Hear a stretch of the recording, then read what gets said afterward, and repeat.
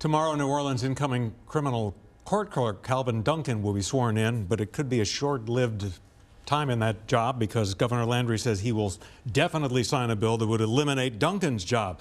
Landry says the New Orleans court system is bloated and that Orleans is the only one in the state with 2 clerks of court and 2 court systems.